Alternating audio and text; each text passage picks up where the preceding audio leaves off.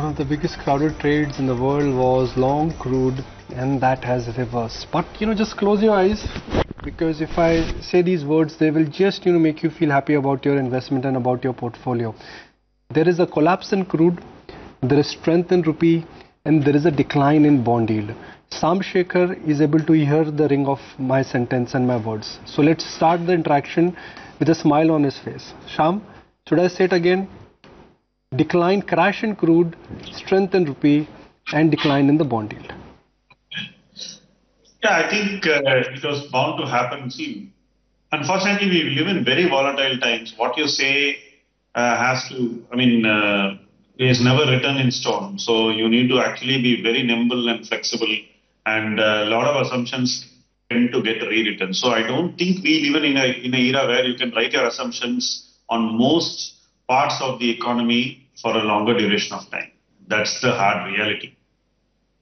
Okay. So you're not sounding you're not convinced. Is that what you're trying to indicate? You will not get excited because crude is down and bond yields have gone down, or you think that the worst of the print is behind us and now it's time to jump back again?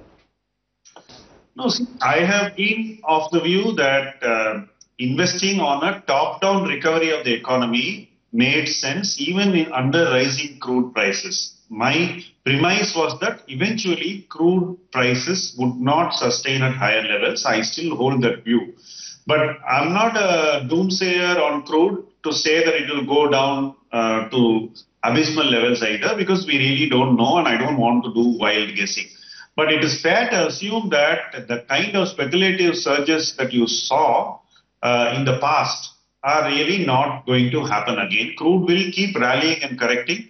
And if it is towards the lower end of a band, I think India is in a sweet spot, which means we should bet on a top-down basis.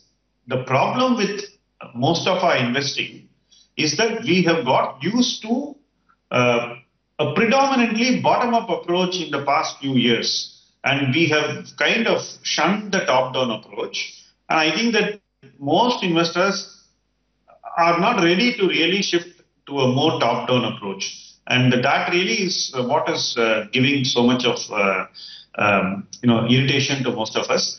I am of the view that you should continue to follow a top-down approach to investing in India, because I feel structurally our economy will do well over the next 2-3 years. The developments that you mentioned, the triangulation of three things, is actually clearly in favor of that. I would stick to the top-down approach going forward. Shyam, one can't help but talk a little bit about the NBFC crisis, and that too continues to loom large. Tanveer, I'll tell you what, why don't you take it ahead? My mic has a bit of an issue. Okay. Shyam, how would you position your investment philosophy right now at a time when you're getting these three cheers for the market? Would you, advise investors to step up on aggression or largely be defensive and diversified? I think rather than become too aggressive or too passive, I think one should follow a reasonably consistent approach. And over the next 6 months, I think we should bring your portfolio to a state of passivity. I think that whatever activity we do now should lead to a more passive portfolio over the financial year 1920. I think that's very important. So whatever decisions we're making now should be with a slightly longer time horizon. I think that that is very important at this point in time, because a lot of change has happened in our portfolios in 18. I see a lot of people making changes, and I am also making a lot of changes. But I feel that this phase of changes should quickly end so that we are able to hold stocks for a reasonable duration of time, even fund products for a reasonable period of time from 19, because I think the next financial year is going to be a very interesting financial year for our economy, and a positive one as well. Shyam, was just drawing your attention to the liquidity crisis that we've seen within the NBFC space. There are ongoing troubles, and that of course is going to lead to the correction in valuations, and you've gone on record to say that you don't believe that the liquidity concerns are solely the issue with NBFCs. So what do you think is the inherent problem? What needs to be done in order to alleviate the situation? And why do you think that, we sort of woke up to the problem a bit late in the day?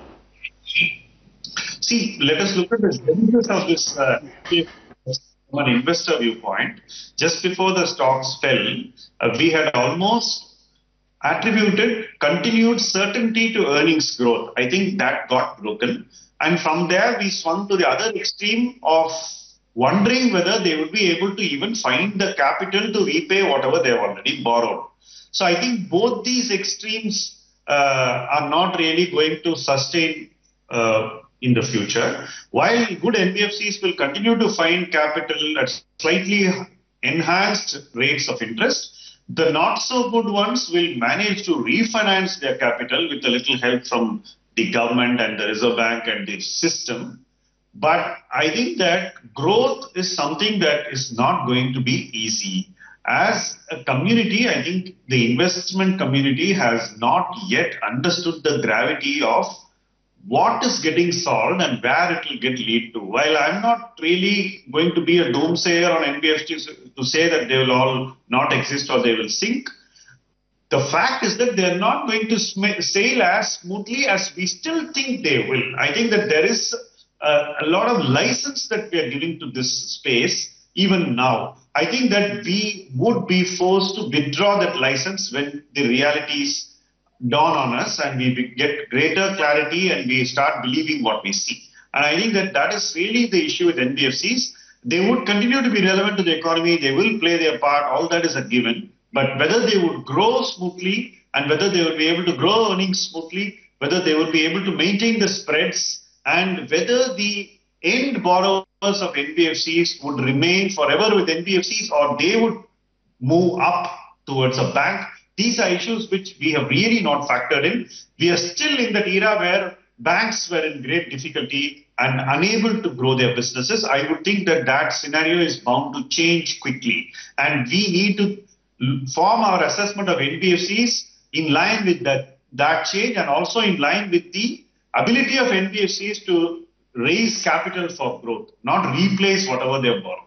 I think that there is a structural rethink that we need to do. Having said that, I think NBFCs continue to have relevance to the economy and some of the good ones will continue to be very good in their performance. Okay. Shyam, I'll take the conversation away from today, tomorrow. Let's talk about a global trend in making here. The global trend, Shyam, clearly seems to be that some of the crowded trades are getting challenged. So first it was emerging market currencies. They went through a rather painful bout of selling in August and September. Then FANG. Some of the US tech stocks have got smoked and roasted, whichever terminology you want to use. And now it seems to be crude.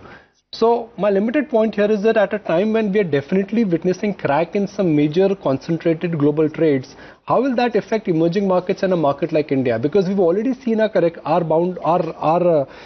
leg of correction. So do you think whatever is happening in the world, whether it is US tech companies or crude, it would actually indirectly benefit us? I think that India will increasingly be a structural turnaround story because we have done all our tax reforms. We are still in the process of bringing our banking sector into a better shape than we started in 2014. Though the numbers in 2014, the banking sector didn't look good. They were optically dressed. So we knew this problem was there in 2014 as well. It has taken us a full 5 years to kind of move towards a mechanism, which is your IBC and this thing. You are also seeing that over 5 years we have managed to control our inflation and we've still grown moderately. I would think that in the future we are best placed to accelerate growth because you have very low inflation, you've got soft crude or more passive crude prices. Then you are going to be in a position to go for growth. And I think that as an investor, I would not be pessimistic about India, even though there are clear headwinds in the world. US is going to raise their interest rates. You are going to see all those things happen. Global liquidity is also going down. All that said, I think that India will definitely do well economically. And I think that that spillover has to come to the stock market. Whether it will be a secular growth story in the stock market remains to be seen. But I think that there is no room for extreme pessimism now. I think we should be pragmatic about the Indian economic story if it gets a little tough in the world. Because I think that whenever the global market is doing too well. I think that we have been at the receiving end also. If you see the last year, actually global markets did well, but we have been at the receiving end. I would think that this scenario would invert in the year 2019. I think that we would be slightly better off than the global markets, and some amount of global investment interest will come back in 2019. That is my basic premise.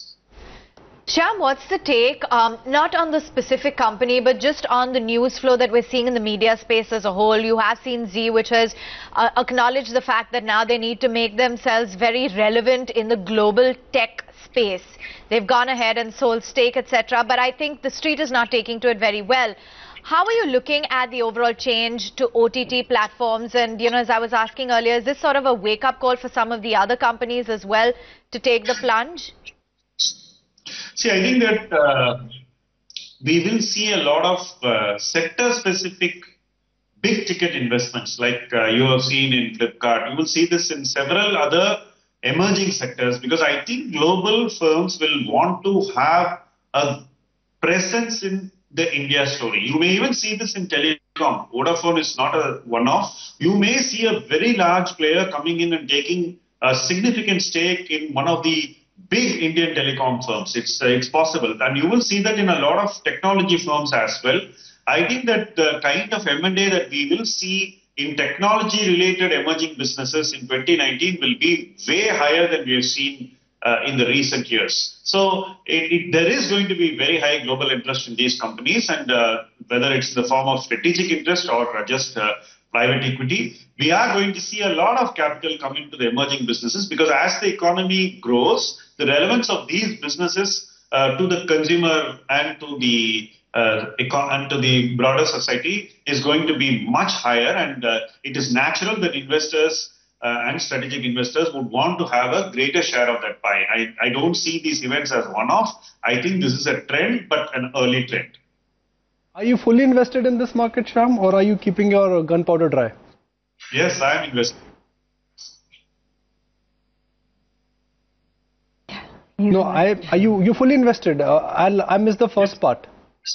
I have always been fully invested. The only time I took a cash call was in 2007, and it wasn't a good call. So I have remained invested. Just that I changed my portfolio to buy things which won't do well immediately, but it will do well over 3-4 years, so that I don't have the immediate pressures of investment performance. I generally move away from that, and that's what I've been doing now also, buying businesses which are currently not having the cleanest of balance sheets. Hopefully they clean up, and I would be able to benefit from that cleanup. A little long shot investing is what I do. Take a slightly longer view of things, but I remain fully invested, yes.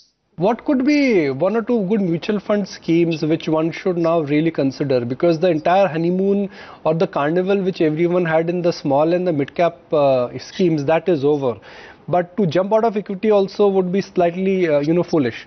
So what should be a good SIP-based scheme? Because you monitor that space closely, and that's how we met. Give me your best pick, or maybe your best ideas for mutual fund investors. So I have done a lot of work in the mutual fund space over the last 10 years, from 2009 to now. And I have observed that the same products don't do well over such long durations of time. So you do need to kind of do a strategic shift once in a few years. So if you look at 17 and 18, I had been invested for 5 years in mid-cap and mid-cap funds, and in even some sectoral funds. We walked out of them. Financials, mid-cap, all these things we walked out. Small cap, I never really had a great fancy for that. But I feel going forward, the focused funds with the concentrated investment portfolio, great clarity of thought, those schemes are likely to do very well, one. The second type of schemes which you can do, I think the value theme will continue to do well in mutual funds, and I think that their recent performance should not be worried about. The value theme will continue to do very well, because I think there is a certain orientation which will deliver for long-term returns. That is another area which I am positive about. I am also very positive about investors sticking to index funds and equal weighted funds if they don't know what to do. I think it's a simple way to get your 9-10% without losing sleep and worrying about fund manager efficiency, because the secular story is only going to get better. As the economy keeps growing, your funds, the index funds and the equal weighted funds will also do well. I would tend to avoid portfolios which have no direction. I think there are a lot of investment portfolios that I think have been constructed with the thinking that the fund manager is kind of a Buffett file. I think no Indian fund manager is Warren Buffett, and none of them are really having the luxury of doing Warren Buffett type investing when they have to be in the first quartile. So I think that that myth is going to get busted very badly in the next 1 year. So where you have very high portfolio PEs. I don't want to name any specific fund, but a lot of fund managers are living under the delusion that their high PE portfolios are going to do well. I am willing to wager a bet against all of them. Okay. Fair enough. Thanks very much, Shyam, for joining in and sharing with us your perspective on the markets, as also how one should be approaching their investment philosophy at this juncture.